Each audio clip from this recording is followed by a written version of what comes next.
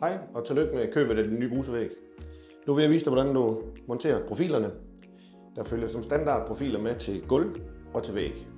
Det vil sige ned her og ned langs her. Ønsker du profiler på 4 sider, så kan du ind på shoppen klikke af til, at der er profiler nok med til alle 4 sider. Profilerne kommer med i det, vi kalder overmål, det vil sige i hele længder. Du skal selv skære dem til, så de passer til dit glas.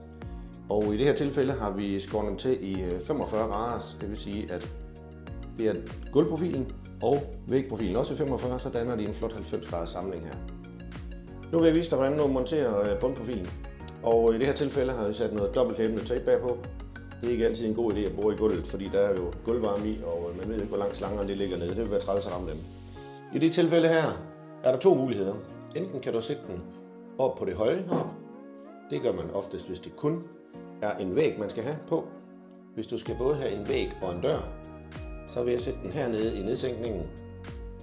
Fordi så har vi stadigvæk glasset fra døren, hvis der skulle være en dør, når vi kommer her, til at hænge ind over nedsænkningen, så vandet det bliver inde i bassinet, som det er det der mening med, at du har købt dit nye glas.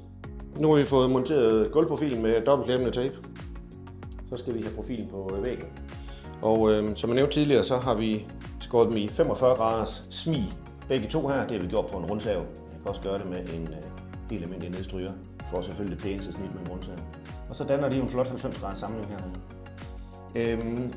Profilen her, op langs væggen, kan vi vælge at lime på, enten med noget silikone eller med dobbeltklæbende tape. En anden mulighed er også, at vi borer nogle huller heri, og så skruer den fast ind i væggen. Og det vil jeg vise nu, hvordan vi gør. Ja, nu vil jeg vise, hvordan du borer hullerne. I det tilfælde her, så bruger vi et 4 mm metalbor. Og så vil jeg lave 3 huller hele vejen igennem her. Jeg tager et på midten og et i top og bund, sådan lige cirka 5-10 cm fra top og bund. En god idé er at bore fra bagsiden, sådan så man ikke, når man kommer igennem her og så har boret hullet, så kan borepatronen, den kan godt lave mærker. Så derfor, hvis man borer heromme på bagsiden, hvor som ikke er synligt, så er det jo lidt ligegyldigt, at borepatronen kommer ned og rammer. Og så borer vi så top og i bund. Så tager vi den over på væggen her og sætter den på præcis hvor den skal være, og hvor vi så har boret hullet, kan vi lige med enten en spids ting, en tus, whatever, lige mærke af. Så kan vi se, hvor det er, vi skal bore igen med et 4 mm murbor i den her gang. En lille ravpluk, som selvfølgelig også er 4 mm, og så en skrue i. Og skruen skal ikke have et alt for stort skruehoved, fordi så fylder det jo herinde i profilen til, der ikke er ret meget plads til glasset.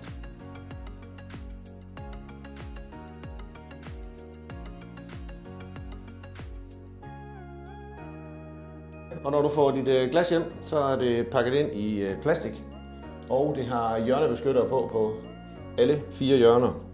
Hjørnebeskytterne er meget vigtige, fordi glasset er hærdet, det er rigtig stærkt glas, men der hvor det har det mest ømme punkt, det er så på hjørnerne og selvfølgelig også lidt på kanterne.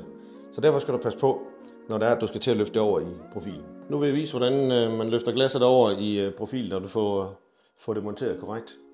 Du kan købe nogle klodser på vores shop også i 4 forskellige tykkelser. Og hvis du nu skal bruge flere af den samme, så kan du sådan set bare klippe den over. Du kan klippe den over i 2, 3 eller 4. Det er ligegyldigt bare, at glasset kan hvile på den. Tykkelserne er som sagt forskellige, og det er jo for, at når glasset skal i, hvis nu at væggen er en lille smule ud af lod, gulvet er en lille smule ud af vatter, så kan det være, at man skal klodse lidt mere i den ene ende, end i den anden ende. I det tilfælde her, der har jeg fået målt ud, at det er 100% i vatter og i lod, så der lægger jeg 4 mm klodser i. En for inden og en for uden. Så tager jeg glasset med min sugekop. Jeg kan også løfte i med hænderne, det her er lidt mere sikkert. Så tager vi glasset, lige sætter det lige så stille ned i bundprofilen først.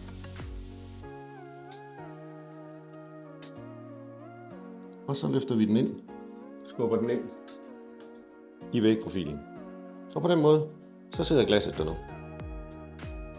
Hvis du har bestilt din glasvæg til at skal monteres, så den går fra gulv til loft, så er princippet akkurat det samme. Gulvprofil på først, derefter vægprofilen, og så skal du ikke sætte den øverste profil op på loftet endnu. Der tager du og monterer glasset i her, og får det klodset, så det passer. Derefter så skyder du lige så stille langs loftet din profil ind, og når den sidder præcis hvor den skal, så kan du lige slå en lille streg med en tus, ud med den igen, og få den skåren, og så passer den 100%. Så har jeg fået monteret glasset i profilen. Og det næste step, det er, at nu skal der fuges, for at man har et glas, der er tæt, så det er meningen med det hele. Der er 2 steder, man skal fuge. Man skal fuge, hvor profilen den mødes med væggen eller flisen. Så skal du fuge, hvor glasset mødes med profilen. I det her tilfælde er det et stykke 8 mm glas, der er kommet i profilen. Det betyder, at der er en lille smule bredere rille ned langs her. Og her der lægger man så fuge i fra top, hele vejen ned og langs bunden. Samme gør man så, som jeg nævnte før, langs væggen og langs gulvet. Og på den måde, så har man en helt tæt brusevæg.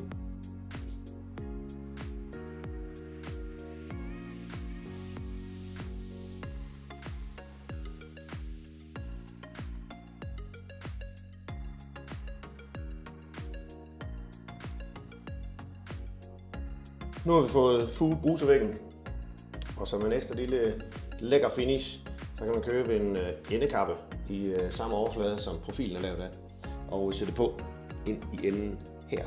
I det her tilfælde skal vi have en dør til at sidde på også, som skal hænge ind over nedsænkningen, så den er lidt svær at få ind her. Her har vi bare fuget med silikone og lukket af, så der ikke kan komme noget vand ind. Tak fordi du så med. Nu er vi færdige med at montere brusevæggen. Håber du bliver glad for den.